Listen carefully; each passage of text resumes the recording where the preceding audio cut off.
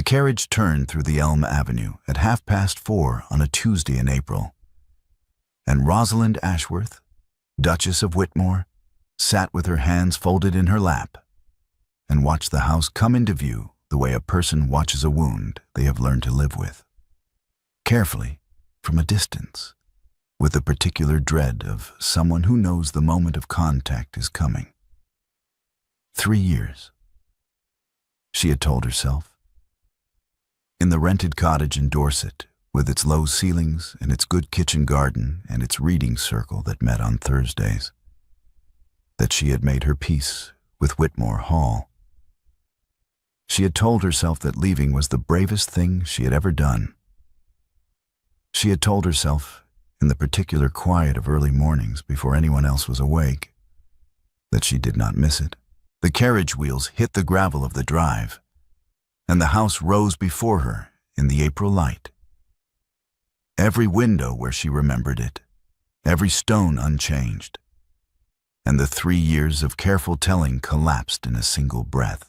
She stepped down without assistance. The front door was already open. Mrs. Prewitt stood in the entrance hall, her hands folded, her eyes bright with something she was too professional to name. "My lady," Mrs. Prewitt said. "Mrs. Prewitt?" Rosalind said. She walked through the entrance hall, and the smell reached her before she had taken 3 steps. Beeswax and verbena. The sachets she had made herself, 24 of them, placed in every linen drawer in the house. She had made them the autumn before she left. They were still there. 3 years later, still there. She stopped at the peg beside the staircase. Her gray wool coat hung exactly where she had left it.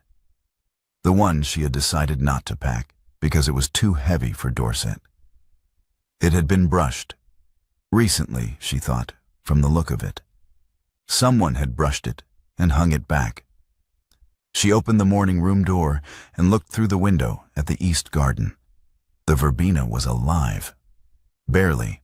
The plants were leggy and yellowed, the stems crowded and reaching in the wrong directions, the soil dark with moisture that had nowhere to drain. Beside them, where she had put in the lavender, her mother's lavender, the companion planting her mother had insisted upon every spring, there was nothing. Bare soil and a few dead stems. The lavender had not survived the winter. "Mrs. Prewitt," Rosalind said, without turning from the window, "who has been tending the east garden?" "His Grace, my lady," Mrs. Prewitt said, "every morning without fail." Rosalind closed the morning room door and stood with her back against it. She heard a door open down the corridor. Edmund's study. She knew that sound.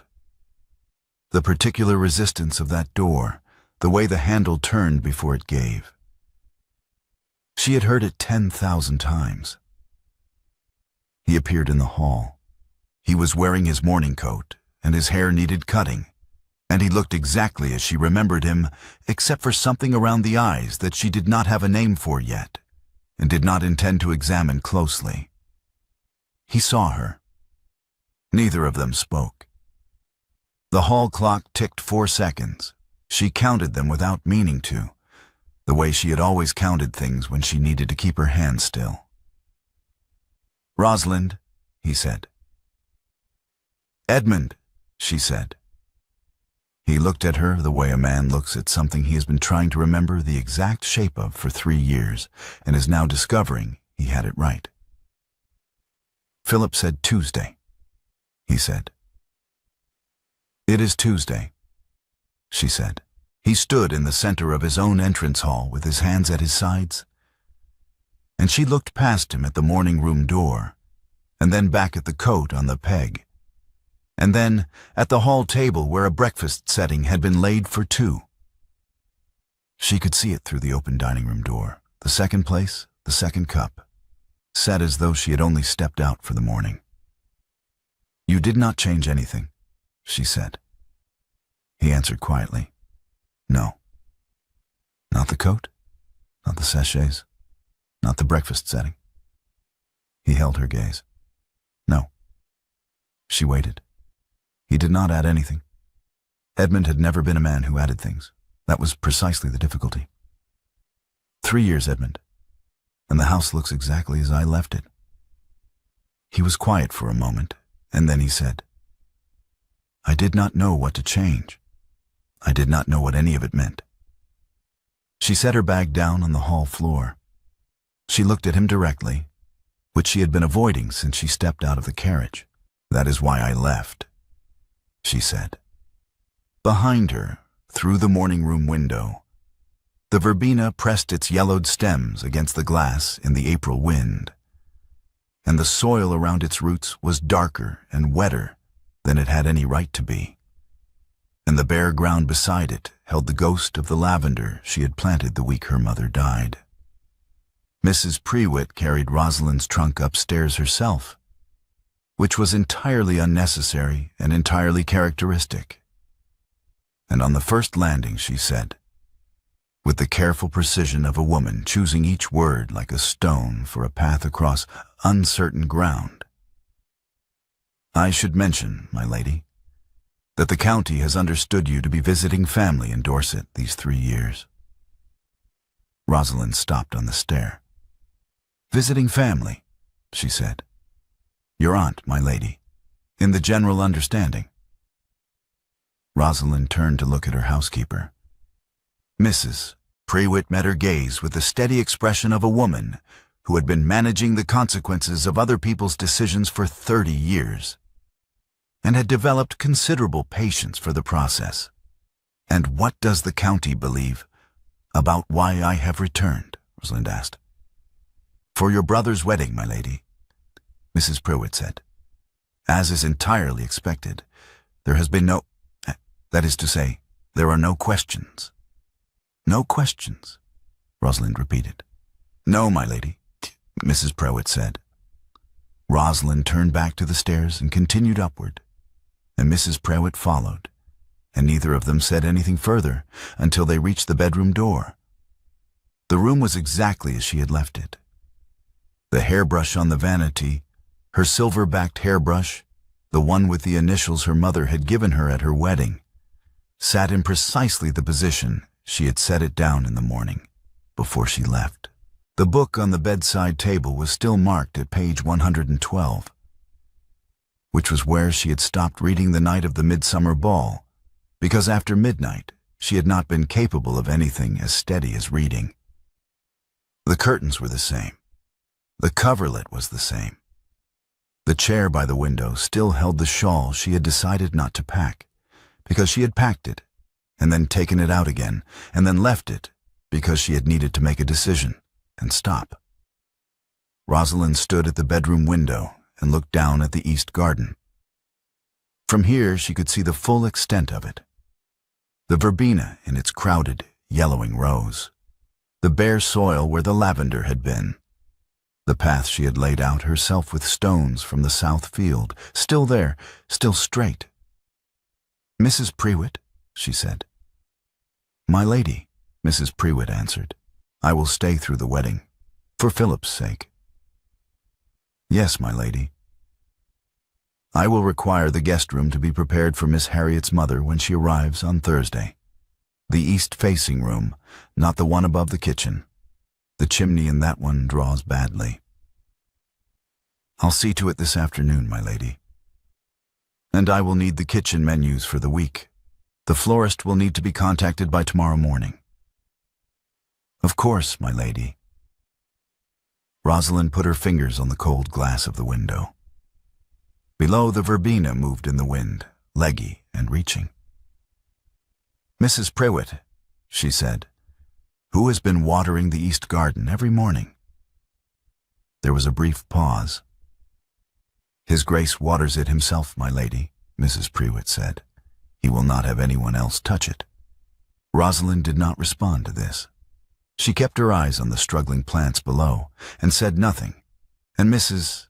Prewitt, who had worked for the Whitmore household for 22 years and understood the particular silences of the people in it, set the trunk down quietly and left the room.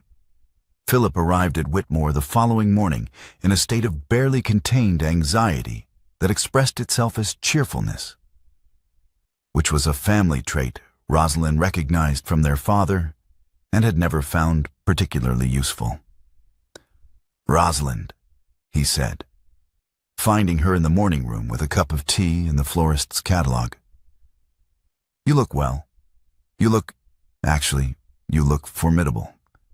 Is that a new coat?" "It is not," she said. "Sit down, Philip. You are making the room smaller." He sat. He was 24 and handsome and genuinely kind, which was a combination Rosalind had always found slightly miraculous. And she loved him with the particular fierceness of an older sister who has watched a younger brother grow up well against the odds. "I need to ask you something," he said. "You need me to manage the wedding arrangements," she said. "The flowers, the seating, the kitchen. Harriet's family is particular, and you trust no one else." He stared at her. "I was going to lead up to that," he said. "I know," she said. "The answer is yes. Give me the Fenton family's requirements, and I will have a plan by this afternoon." He exhaled, and the relief on his face was so complete and so transparent that she had to look back at the catalog to avoid being moved by it. "Thank you," he said. "Rosalind, thank you." She began her lists. By early afternoon, she had filled 4 pages, and she went to the east garden to think through the flower arrangements, because she had always thought better outdoors, and because she told herself it had nothing to do with anything else. Edmund was there. He was crouched beside the verbena with a pair of scissors. Kitchen scissors, she noted, not the garden shears from the tool shed, which told her everything she needed to know about the state of the tool shed. And he was cutting at the stems with a grip that pressed the blades together rather than sliding them, crushing the tissue instead of cutting it cleanly. She watched him for a moment. He had not heard her on the gravel path. He was frowning at the plant with the concentrated expression of a man attempting something he knows he is not doing correctly, but has no one to ask. She walked forward and put her hand over his on the scissors. He went still. She felt his fingers under hers, the warmth of them, the slight roughness of a man who had been doing his own garden work for 3 years without gloves. She held his hand on the scissors for a moment and then adjusted his grip. Index finger here, not there. The blade should slide, not press. And she held it 3 seconds longer than instruction required. And then she released. "Not like that," she said. "You are crushing the stem. The cut needs to be clean, or the wound rots." She demonstrated on the nearest stem. A single clean movement, the scissors sliding through at the second node, and handed the scissors back to him without meeting his eyes.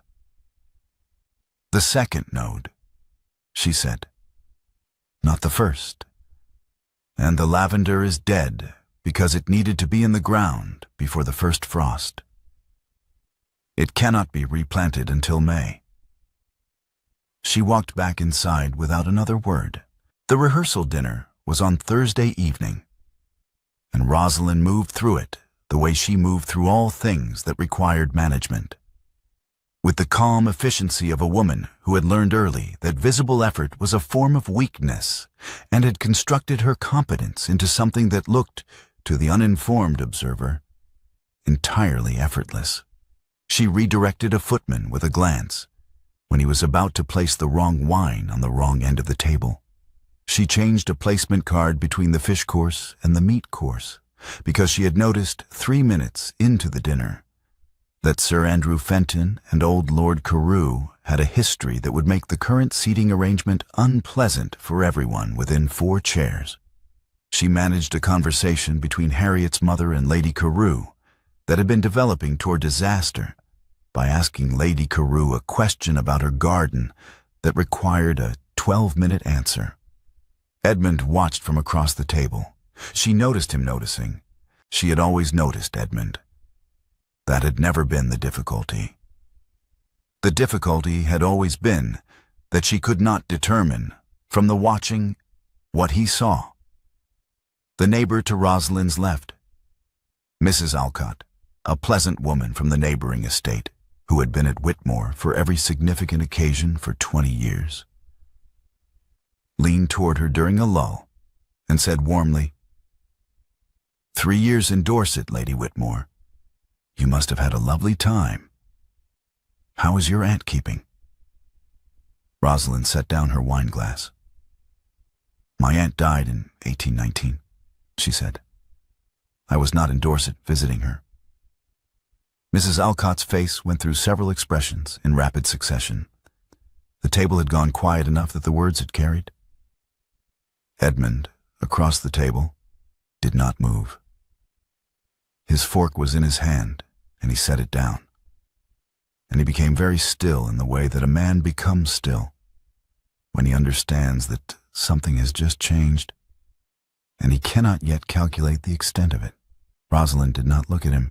She turned back to Mrs. Alcott with a pleasant expression and asked after her eldest daughter.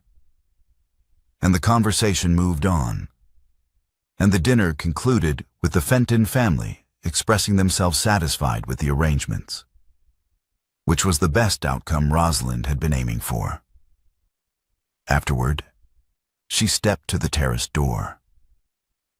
The night air was cold and smelled of the garden below. She stood with her back straight and her hands loose at her sides and breathed. She felt the weight of the shawl settle over her shoulders before she heard him behind her. She knew the shawl. It was the one from the bedroom chair, the one she had taken out of the trunk and left behind. She felt its particular weight, the softness of the cashmere at the edge, and she understood that he had kept it on the chair for 3 years and had brought it downstairs tonight, and she did not remove it. She adjusted it with one hand, pulling it closer at the shoulder, and did not turn around. Not. In the corridor outside the dining room, Edmund fell into step beside her. "You managed the entire evening," he said. "I watched you redirect the Fentons twice, change the seating without anyone noticing, and prevent whatever was developing between Lady Carew and Mrs. Fenton." "Yes," she said. He was quiet for a moment, and then he said, "I thought the house ran itself." She stopped walking. She turned to look at him fully in the corridor light, with the noise of the departing guests still audible from the dining room behind them. "Yes," she said. "You did." He opened his mouth and then closed it, and she saw him searching for the next sentence and not finding it, and she turned and walked on. The ballroom door was at the end of the east corridor, and she had not intended to stop at it. But she found herself with her hand on the handle before she had consciously decided anything. She pushed it open. The room was cold and dim. The furniture and dust covers, the chandeliers unlit. The pianoforte stood against the far wall, uncovered. She had never put a cover on the pianoforte. She had thought it unnecessary, and it was open to the piece she had been playing the night of the midsummer ball. She could see the music from across the room. She had left it open. It was still open. She walked to the bench and sat down. She put her right hand on the keys and pressed one note. It rang through the empty room, clear and cold. She played a second bar.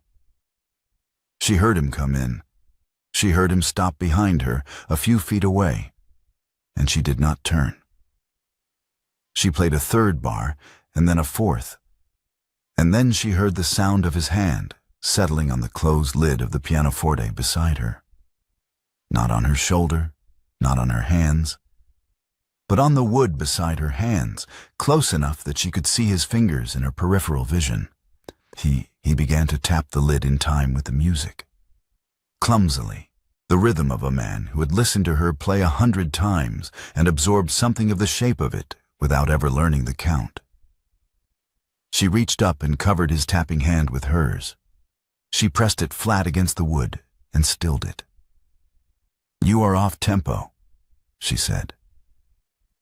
His hand did not move beneath hers. She did not remove her hand.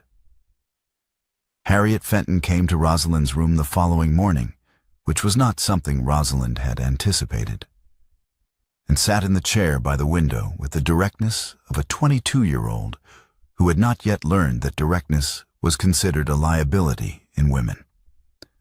"I want to say something," Harriet said, "and I would like you to tell me if I am being impertinent, because Philip says I am often impertinent and I am trying to improve."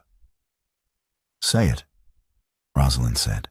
"Your husband looks at you the way my grandfather looked at the sea after he could no longer sail." Harriet said, "Every time you are in the room, every time you leave it. I wanted you to know that I have noticed, because it does not seem like the look of a man who does not care." Rosalind was quiet for a moment. "Did your grandfather ever learn to swim?" she asked. Harriet considered this. "No," she said. "He stood on the shore and watched. He watched until he died." "Yes," Rosalind said. "That is what I am afraid of." Harriet left, and Rosalind remained at the window, looking down at the east garden, and the verbena in its struggling rows, and the bare soil where the lavender had been. That same afternoon, in Edmund's study, Mrs. Prewitt placed a bundle of letters on his desk. They were tied with household string. Quarterly letters, each one unsigned, each one in a handwriting that Edmund had spent 3 years looking at on household accounts and could not have failed to recognize. "These came from Dorset," Mrs. Prewitt said. "Quarterly, over 3 years. Instructions for the roof repair in the second winter, the kitchen stores before the hard January, the tenant Christmas baskets each year. She managed this house from Dorset, Your Grace, every quarter without signing her name." Edmund picked up the first letter. He read it. He put it down and picked up the second. "She left me," he said. It was not quite a question. "She left you," Mrs. Prewitt said. "She did not leave this place.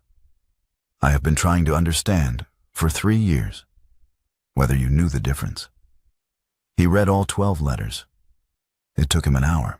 At dusk, he found Rosalind in the east garden, standing at the edge of the verbena bed with her hands in her coat pockets, looking at the bare ground where the lavender had been. "You sent instructions to Mrs. Prewitt," he said, "for 3 years." She did not turn. "Yes." "The roof, the stores, the tenant baskets?" Her voice was steady. "Yes." "Unsigned?" She kept her eyes on the garden. "Yes." He came to stand beside her. The evening light was flat and gray, and the garden smelled of damp soil and the faint green scent of the verbena, which persisted even in its struggling state. "Why?" he said. She was quiet long enough that he thought she might not answer. Then she said, "I could not stop. The house needed... I knew what it needed, and I could not stop knowing." His hand hung at his side. She reached across and took it. A brief, deliberate grip. Her fingers around his for a moment that was too short to be comfort and too long to be accident. Then she released it and walked back toward the house. And he stood in the dimming garden with the warmth of her hand already fading from his, and the verbena pressing its yellowed leaves against the evening air. Aldridge had been Edmund's valet for 11 years, and he had the particular loyalty of a man who has watched his employer do something inadvisable for a very long time, and has developed opinions about it. He found Rosalind in the morning room the following morning before breakfast, which was either coincidence or calculation, and Rosalind suspected the latter. "I beg your pardon for the interruption, my lady," Aldridge said. "What is it, Aldridge?" she said. "I thought you should know. No one asked me to tell you this, my lady. That His Grace read your note every morning for the first year. The one you left on the pillow. every morning, before he came downstairs. Rosalind did not move. After the first year, Aldridge continued. He put it in the prayer book beside his bed, the one his mother gave him. He put your note there so it would simply be present, the way he said you always were. It is still there, my lady. Aldridge left. Rosalind stood at the morning room window for a long time. Then she took the note from her coat pocket. She had carried it for 3 years, her own copy, the draft she had written before the final version. And she read it. I cannot be your climate and your stranger at the same time. I have been both for 4 years. I am leaving before I become only the weather. She folded it again and put it back. That evening, Edmund sat alone in his study with the horticultural text that Mrs. Prewitt had brought him in the 2nd year. A thick volume, practical and unromantic, with illustrations of root systems and pruning diagrams. He opened it to the verbena entry. The margins were covered in his handwriting. Dates, questions written and then answered in different ink, meaning he had written the question and then found the answer later and returned to record it. Drought between waterings. Confirmed April, 2nd year. 2nd node cut. Asked Philip. Philip does not know. Companion planting. Lavender. Why lavender? Aphid protection? He read the entry aloud to himself in the empty study. The way a man reads something he is trying to commit to memory because he's afraid of losing it again. Across the house, Rosalind lay awake in the room where her hairbrush sat unmoved and her book sat page-marked. And at 4:30 in the morning she rose, put on her coat, and went down to the garden. The verbena was worse in the early light than it had appeared at dusk. She could see it clearly now, the roots sitting in soil that had been watered too consistently, too generously, too faithfully by a man who had given it everything it did not need and nothing it required. The stems were leggy from reaching for light they could have had if they had been cut back properly. The companion bed was bare, dead stems in bare soil. She knelt in the dirt and took hold of the first yellowed stem. You are up early. Edmund's voice. She had not heard him on the path. So are you, she said without looking up. He came to stand at the edge of the bed. He was in his morning coat, his hair uncombed, and he looked at the verbena with the expression of a man confronting evidence of a long failure. You overwatered it, she said. I watered it every morning, he said. Verbena needs drought between waterings. The roots need to dry out. You were drowning it with attention. He crouched down beside her. She continued working, pulling the worst of the yellowed stems, pressing the soil back where it had been waterlogged. You killed the lavender, she said. I did not know it was lavender, he said. It was planted beside the verbena. They grow together. My mother always planted them together. I did not know that either, he said. She sat back on her heels and looked at the bare ground where the companion plants had been. Her hands were already dark with soil. You told the county I was visiting my aunt, she said. He did not answer immediately. She turned to look at him. Yes, he said. You erased it. I walked out of this house at 4 in the morning. I packed one trunk. I left you a note on the pillow. I made the most difficult decision of my life. And you told people I had gone for an extended visit. You turned the only brave thing I ever did into a holiday. I could not say you left, he said. Saying it made it real. It was real, Edmund. She pulled a dead stem from the soil, and the roots came up with it, black and rotted from the constant moisture. 3 years. A cottage with one maid. A kitchen garden I built from bare ground. A reading circle. A school where I taught French to farmers' daughters on Wednesday afternoons. A life. And you told people I was visiting family. as if I had gone for tea and simply lost track of time.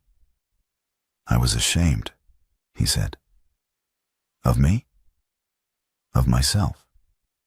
He was quiet for a moment. When he spoke again, the words came the way words came from Edmund. One at a time, each one costing him something she could hear.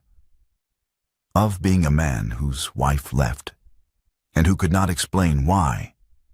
Because explaining why meant saying that I did not know what she had planted in the East Garden, and that sentence is the most damning thing a husband can say. She did not respond. She kept working. He stayed crouched beside her in the cold morning light, in his good coat, in the dirt. Mrs. Prewitt told me about the letters, he said. I know, she said. She told me you read my note every morning. Then we are both exposed, he said. She gripped the trowel. What letters? Unsigned, quarterly, your handwriting, the roof, the kitchen, the tenant baskets. You managed this house from Dorset for 3 years, Rosalind. She had not intended him to know.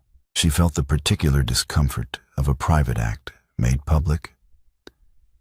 The same discomfort, she thought, that he must feel about the note in the prayer book. I could not stop, she said. The house needed. I knew what it needed.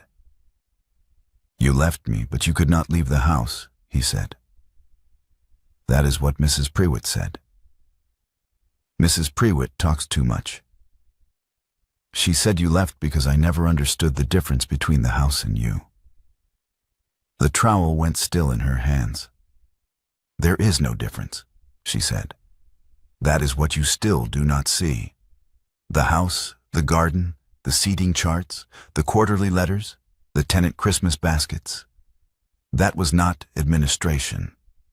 That was not duty. That was me. Every system I built in this house, every arrangement I made, every plant I put in the ground, that was how I loved you. And you walked through it every day, like a man walking through weather. You felt it. You were warmer for it. You never once looked up to see where it came from. He was silent. The light was strengthening. The birds had started in the elms. What do you want, Rosalind? He said. Not what the house needs. Not what Philip needs. Not what the county expects. What do you want? She looked at him. No ballroom. No audience. No glass raised in her direction across a crowded room. I want to be known, she said. Not admired, not managed, not preserved, known. I want someone who can tell me what I planted in this garden without being told. I want someone who knows why I planted it. He held her gaze, and then he began to speak. Verbena, he said. Because your mother died in April, the 14th of April, 1820, and verbena was her remedy for headaches. She kept it in the still room. You planted it here in the east bed, where you could see it from the morning room window. So it would be the first thing you saw in the morning during the month she died. The lavender was companion planting. Your mother grew them together because lavender keeps the aphids from the verbena. The oils in the lavender repel them. She never grew one without the other. You planted them together because she would have. Rosalind's hands went still in the soil. Mrs. Prewitt told me the verbena, he said. Aldridge told me about your mother's still room. He remembered from when you first came to Whitmore. You asked him where the drying racks were kept. Your brother told me about the lavender. He said you were 8 years old when your mother first showed you the companion planting, and you asked her why they needed each other. And she said that some plants protect each other from what would destroy them alone. He paused.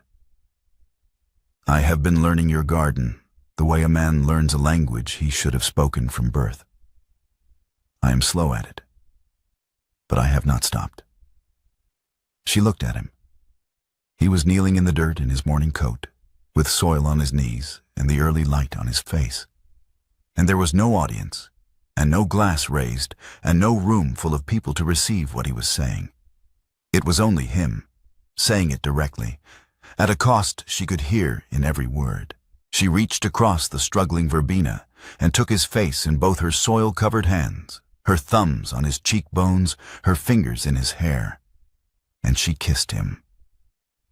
When she pulled back, there were dark marks on his face where her hands had been. "You have dirt on your face," she said. "You put it there," he said. She held his gaze. "Yes." They stayed in the garden while the light came up over the elms she had planted in the second year, and the verbena pressed its yellowed leaves toward the strengthening sun, and the bare soil beside it waited for what would be put back.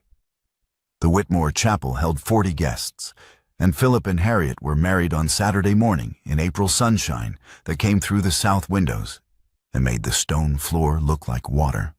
Rosalind had arranged the flowers herself, working in the chapel the evening before with 2 housemaids and a great deal of garden twine.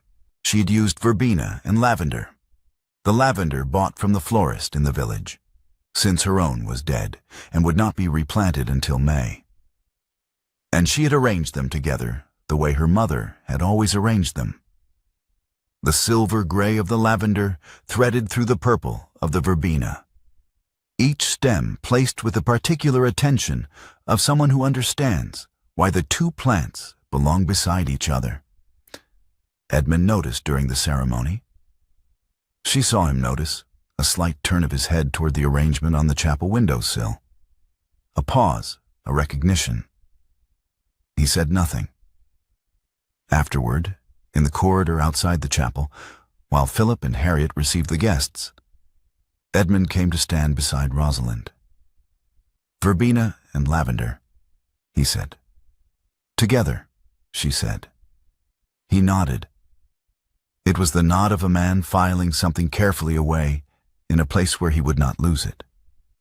The wedding breakfast was held in the ballroom, reopened for the first time in 3 years. Rosalind had arranged the seating.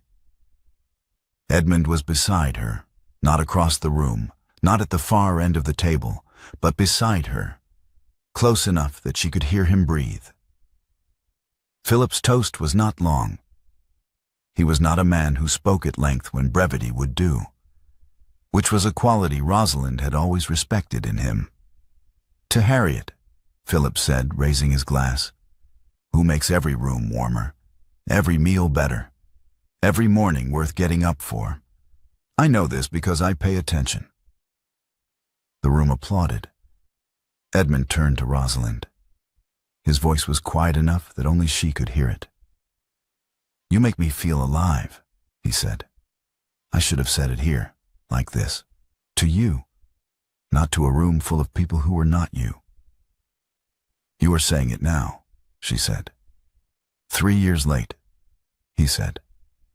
"Late is not the same as never," she said. He picked up his wine glass. He did not raise it toward anyone across the room. He simply held it and looked at her, and she looked back, and the ballroom filled with the sound of her brother's happiness. 1 month later, the breakfast room held 2 place settings, both occupied. Rosalind sat with her correspondence, 3 letters from the County Gazette regarding her next horticultural piece, a note from the Dorset Reading Circle, which had continued under new management, a bill from the florist for the wedding flowers. She was making notes in the margin of the florist's bill because the pricing for lavender in April was unreasonable, and she intended to say so when Edmund came in. He crossed to the sideboard and poured her tea first, then his own coffee. He set her cup beside her correspondence without interrupting her reading. Then he stood at the window for a moment, looking out at the east garden. "The verbena needs pruning," he said. "Mrs. Prewitt showed me the second node cut last week, but I want you to check it before I start." Rosalind set down her pen. "You are asking me about the garden," she said. "I am asking you about the garden," he said. She looked at him. He was holding his coffee cup with both hands, watching her with the patient expression of a man who has decided to be patient and is finding it less difficult than he expected. "The pruning should have been done in March," she said. "We are a month behind. We will cut back to the second node and remove anything that is still yellowing at the base. I will show you the difference between a healthy stem and one that needs to come out." "Thank you," he said. "Edmund." His eyes met hers. "Yes. The south chimney draws badly in cold weather. Aldridge should arrange the sweep before November." He set down his coffee and went to the writing desk by the door. He took out a small notebook. She had not seen it before. It was new. And he wrote it down. "The sweep," he said, writing. "Before November." "You never used to write things down," she said. "I never used to understand that they mattered," he said. He put the notebook back and returned to the table and sat down. And Rosalind picked up her pen and returned to the florist's bill. And the breakfast room held the ordinary sounds of a morning. The scratch of her pen, the clink of his cup, the sound of the garden through the window. Outside, the verbena had been cut back properly. The new growth was already coming, small and green and close to the stem. The way verbena grew when it had been given what it needed, instead of what seemed most like care. Beside it, in the companion bed, the lavender had been replanted. The new shoots were small and silver-gray in the April light, pressing upward through the dark soil, growing toward the verbena the way her mother had always said they would. Each one stronger for the presence of the other, each one protecting what the other could not protect alone. Two people at a breakfast table, the same window, the same morning room view. Everything changed.